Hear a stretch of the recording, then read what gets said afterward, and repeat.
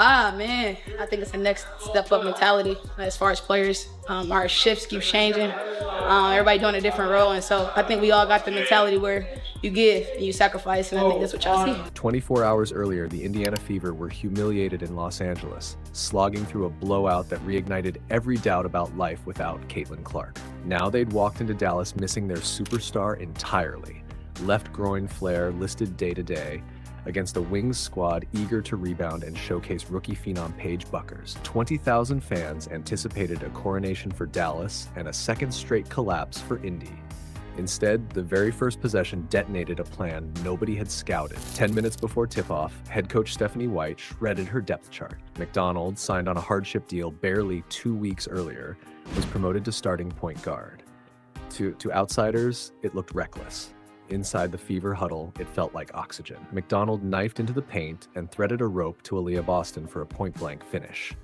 Before Dallas could inbound, she whirled into a face guard press, jawing instructions as teammates scrambled into trapping lanes. Seconds later, she zipped a skip pass to Lexi Hull, wide open in the corner. Splash. The next 4 possessions produced 2 fearless mid-range pull-ups from Kelsey Mitchell and a Boston hook that kissed glass. 7 straight Fever shots found nylon. By the time the horn ended the quarter, the scoreboard screamed 33-13. Even the most partisan Wings fans paused to clap at the audacity. A roster expected to crumble had just run Dallas off their own floor for 12 breathtaking minutes. McDonald's jet fuel tempo forced the Wings to retreat early, leaving Boston one-on-one inside for the first time in weeks.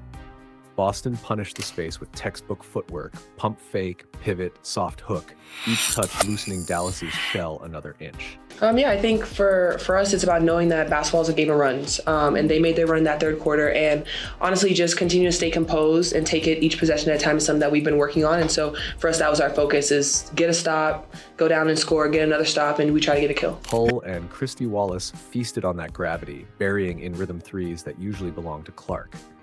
In a month dominated by talk that Indiana slows to a crawl without its superstar, the Fever suddenly looked faster and, paradoxically, more organized. Great players rarely stay silent. Early in the second quarter, Dallas scrapped its man-to-man for a trapping zone, then handed Bueckers the keys. The rookie answered every roar with a silencing bucket. Step-back 17-footer, catch-and-shoot triple, whip pass to Satu Sabali, slicing Bali baseline. Her pace was unhurried, her reads almost telepathic. By halftime, she tallied 14 points on 8 shots, 4 assists, and 0 turnovers. The 20-point canyon shrank to 8. Indiana's huddle grew tense. Memories of the previous night's collapse flickered. Yet one difference stood out. Boston touched the ball on nearly every set, and McDonald never dribbled more than 3 times without purpose. Even as Bueckers surged, Indiana's shape held. The game suddenly felt destined to hinge on composure rather than raw star power. For 7 seasons, Kelsey Mitchell has been Indiana's emergency generator, flicked on when chaos reigns. The third quarter became her personal canvas.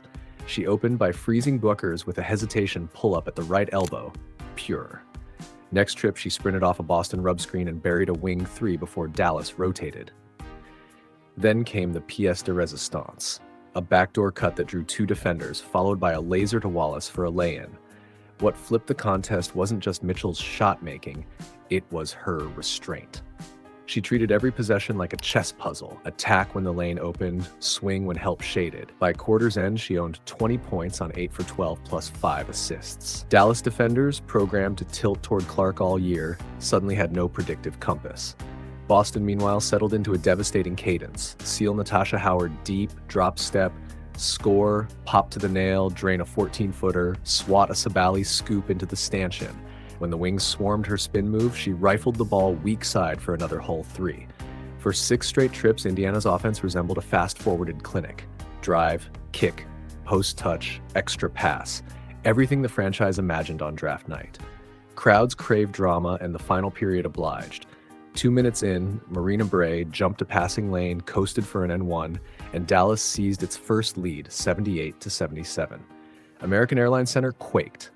Coach White instinctively rose to call timeout, then thought better and barked one word, "Go!" McDonald obeyed. She knifed baseline, hung midair, wrapped the ball behind her back, and Boston gathered through contact. 3-point play. Next possession. Hull wrestled a 50-50 rebound, flipped ahead to Mitchell already streaking. Mitchell dribbled once across half court, then from the giant midcourt logo uncorked a moon ball. Net, pop, stunned hush. 91 frantic seconds later, Indiana led by 8 again. Dallas refused to disappear. Bueckers curled into a soft spot and lofted a teardrop. Moments later, Sabali drilled a wing triple that sliced the deficit to 3. The air throbbed. Boston answered with a high-arcing elbow jumper.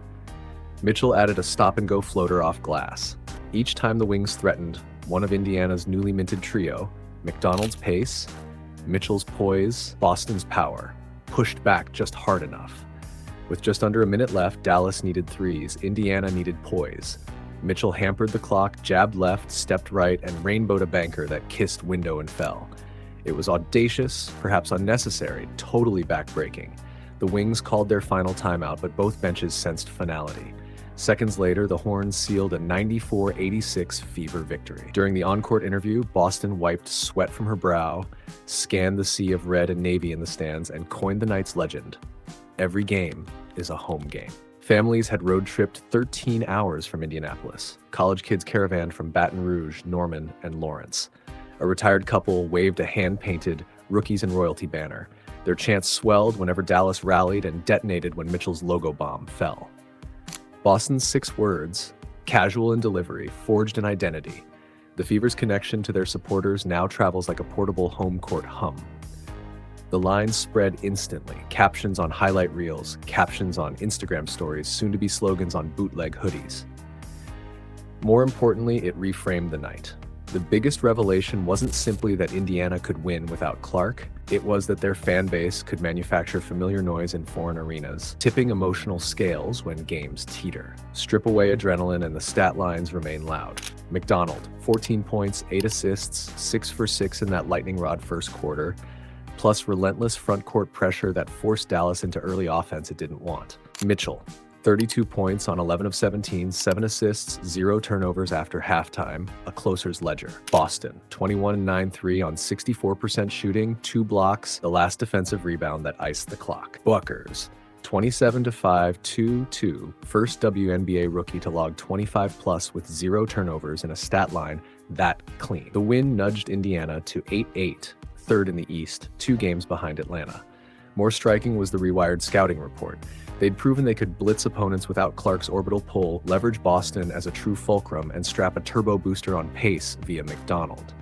Most crucially, they watched Mitchell embrace the closer's mantle without slipping into hero ball bloat. Dallas gleaned its own lessons: switch defenses sooner, never assume Indiana wilts, and trust that Bueckers' calm is real even under playoff decibels. The rematch in Indianapolis already circles league calendars.